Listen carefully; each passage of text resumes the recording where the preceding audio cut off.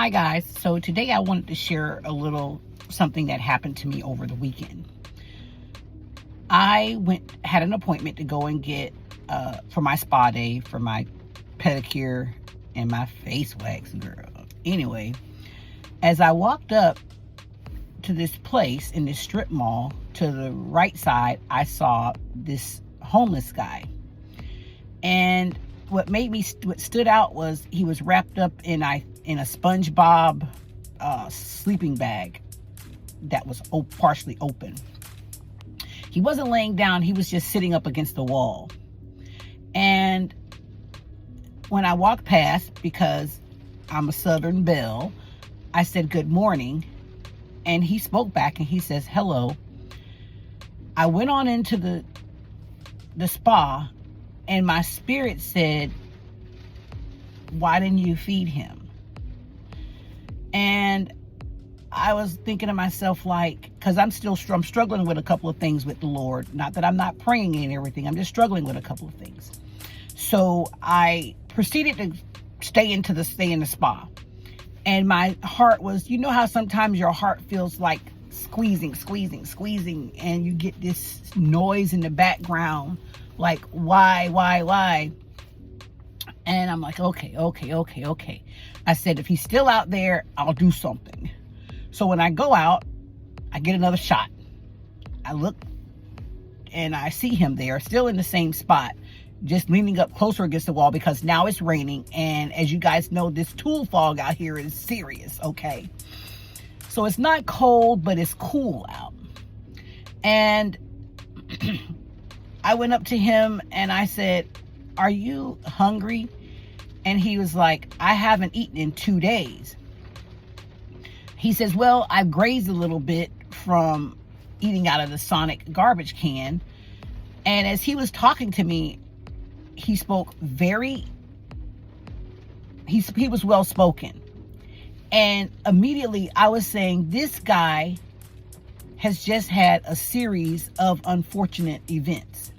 He did not look like a drug addict. He did not look like he was high on anything. He just looked like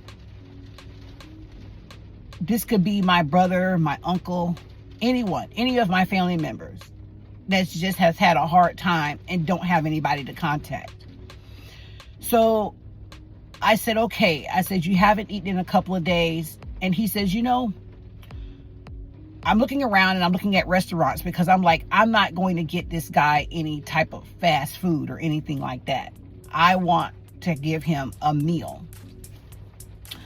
So I was looking around at different restaurants, and I said, out of in these restaurants here, I said, what do you think you want?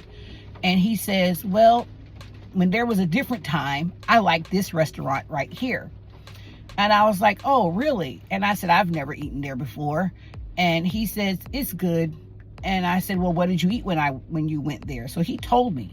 I went in that restaurant and I purchased exactly what he said he ate, okay? And I got him some water and things of that nature. I come out and they gave me these big containers and stuff like that. And I went and I gave it to him.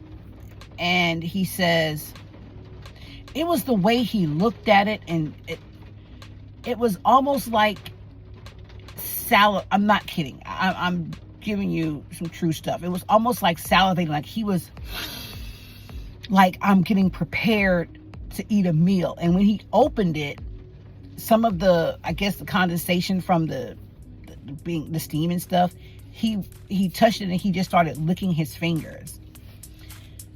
And I immediately to myself, I have never been hungry. I have never been thirsty. I have never not had shelter, lights, water. I have never been cold with no way to be warm. I've never been warm with no opportunity to be cold. I have never not had a job. You know what I mean? I've never not been employed. And I started thinking about Proverbs, where it says, feed the hungry. And that's like having a loan giving the Lord a loan, and he will return that in kindness. That's in Proverbs.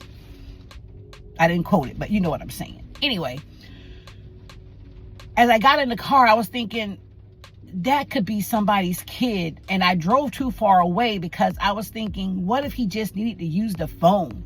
And because of the way he looked, nobody would let him. So that I felt bad about. But I immediately, I forgot to tell you, as I started to walk away, he was like, "Miss." And I turned around and I was thinking to myself in a bad way, like, oh, here we go. He never asked me for anything. I offered him. He didn't ask me for nothing. He said, "I want to give you a blessing." He said, "So for what I have in my heart and what I have with my thanks, I'm going to say a prayer for you right here, right now." And he did. And I'm thinking to myself, God bless you and thank you for blessing me.